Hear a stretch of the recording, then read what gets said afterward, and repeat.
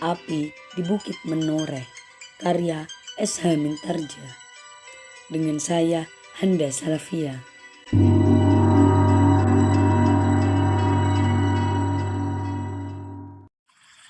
Ketika Agung Sedayu melihat alap-alap Jalatunda itu melarikan diri, maka dadanya yang bergelora seakan-akan disiram oleh tetesan-tetesan embun malam yang sejuk dingin.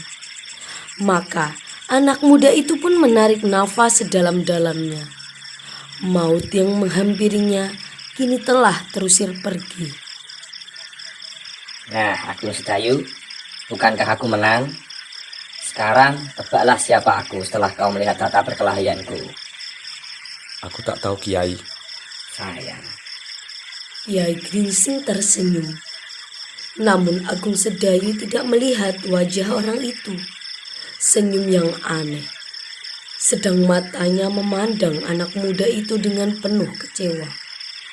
Tetapi orang itu pun kemudian segera berkata, Sedayu, bukankah kau akan pergi ke Sangkal Putung? Ya, dari mana Kiai mengetahuinya? Aku hanya mengira-irakan saja. Sebab pasti Laskar Widura perlu mendapat bantuanmu. Kalau tidak, bahaya yang besar akan mengancam. Dengan kehadiranmu, aku kira bahaya itu akan dapat dielakkan. Kenapa kehadiranku akan dapat mengelakkan bencana itu? Bukankah dengan demikian Ki Widura akan mengetahui bahaya yang akan mengancamnya? Dan dengan kehadiranmu, maka bahaya itu akan dapat dikurangi. Siapakah di antara mereka yang mampu melawan Putra Kisadewa?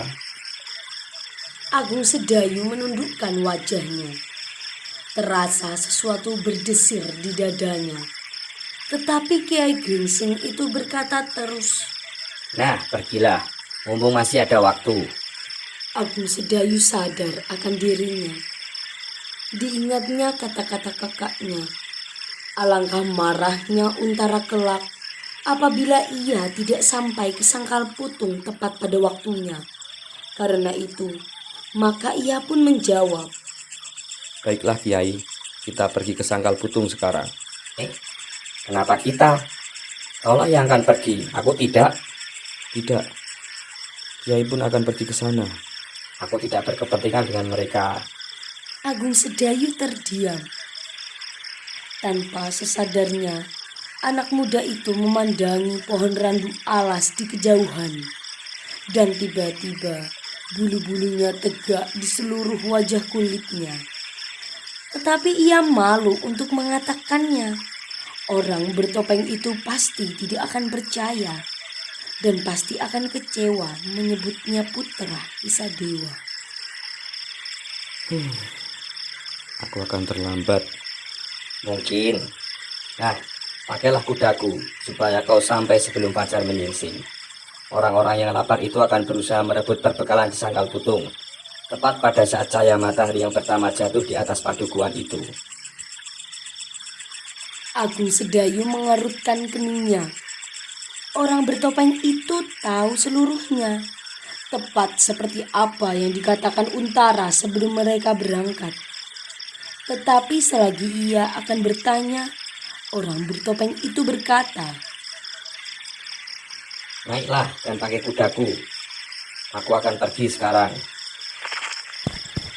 Kiai, Kiai. Orang itu segera menghilang di siku jalan. Terdengarlah orang bertopeng itu bergumam, lirih dan hanya didengarnya sendiri. Kalau aku tidak maksamu pergi dengan cara ini, Sedayu, agaknya kau lebih senang berendam di dalam pari. Sebenarnya lah, dengan demikian Agung Sedayu tidak berani tinggal di tempat itu lebih lama lagi. Karena itu, segera ia memanjat tebing parit itu. Dilihatnya kuda Kiai Gringsing masih berdiri di tempatnya. Semula, anak muda itu berbimbang hati. Tetapi ia tidak dapat berbuat lain daripada pergi ke Sangkal Putung. Bahkan akhirnya, ia pun merasa berterima kasih kepada orang yang tak dikenalnya itu. Terima kasih karena nyawanya telah diselamatkan. Dan terima kasih karena ia dapat mempergunakan kuda itu untuk mencapai Sangkal Putung. Meskipun Agung Sedayu tak juga dapat mengerti atas segala macam sikap dan anggapan orang aneh itu terhadapnya. Dan kini, sebuah kewajiban menunggunya. Sangkal Putung. Perlahan-lahan Agung Sedayu mendekati kuda Kiai Gringsing. Ia belum pernah mengenal kuda itu. Dicobanya untuk membelai surinya. Kuda itu menggerak-gerakkan kepalanya. Ternyata kuda itu cukup jinak. Agung Sedayu segera naik ke punggung kuda itu. Dan dengan hati yang berdebar-debar, kuda itu dipacunya ke Sangkal Putung. Di hadapannya terbentang sebuah jalan di tengah sawah yang panjang. Dan di ujung jalan itu menunggunya tikungan randu alas. Namun Sedayu mencoba untuk melenyapkan perasaan takutnya. Dipaksanya juga kudanya melaju terus. Tikungan randu alas itu kini tinggal beberapa puluh tombak saja di hadapannya. Agung Sedayu segera memejamkan matanya.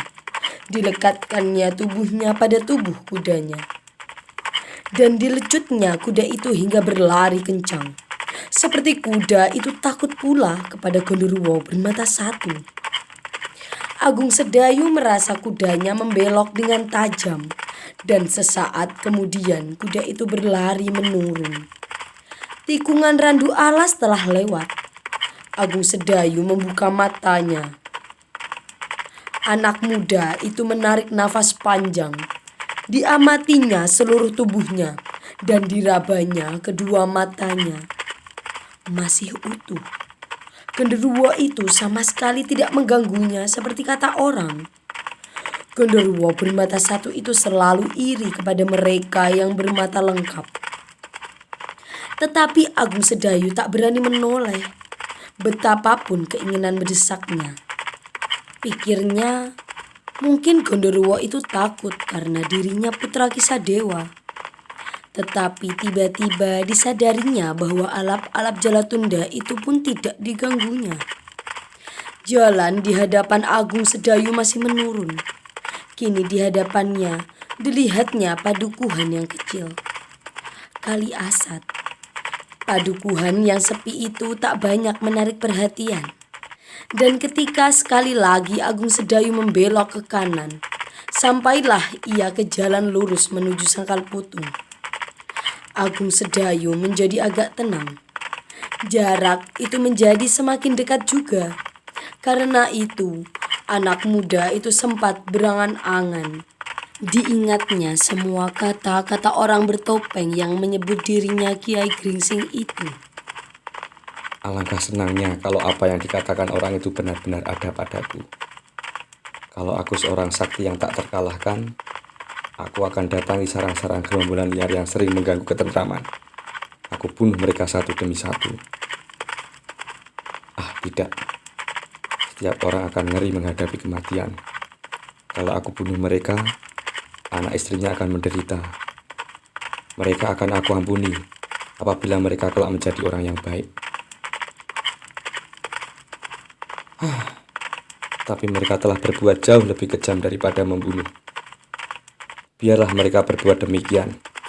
Kalau aku berbuat demikian pula, apakah bedanya? Alap-alap Jalatunda misalnya. Aku harus memaafkannya apabila ia benar-benar telah menemukan jalan yang benar. Agung Sedayu puas dengan angan-angannya. Ia puas dengan sikap yang disimpulkannya. Katanya di dalam hati, memang Tuhan tak akan memaafkan kesalahan kita kalau kita tak juga memaafkan kesalahan orang lain kepada kita.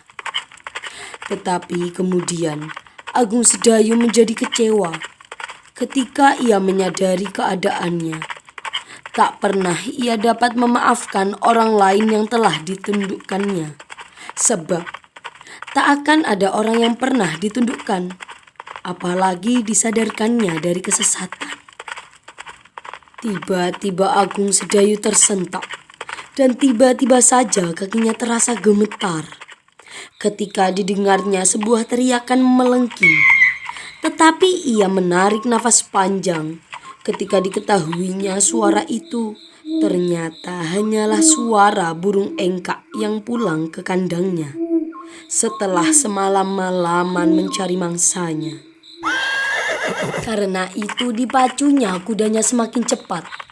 Di mukanya tampak sebuah padukuhan, seakan-akan sebuah pulau yang mengapung di dalam lautan yang hijau. Itulah sangkal putung. Beberapa cahaya lampu minyak yang menembus celah-celah dinding telah dilihatnya. Dan di sudut jalan tampak sebuah gardu perondaan. Agung Sedayu langsung berpacu ke gardu itu. Ia tahu benar bahwa di gardu itu berjaga-jaga beberapa orang prajurit pamannya, Ki Widura.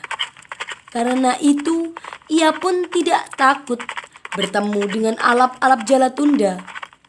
Ketika mereka mendengar suara kuda, maka orang-orang di gardu itu pun segera turun. Dari jauh mereka sudah melihat seekor kuda berpacu dengan kencangnya. Karena itu, orang-orang yang sedang berjaga-jaga itu pun segera bersiap. Pasti ada sesuatu yang penting. Demikianlah, mereka segera menghentikan kuda Agung Sedayu. Seorang yang bertubuh sedang, berhidung mancung, maju ke depannya dan bertanya, "Siapa kau?"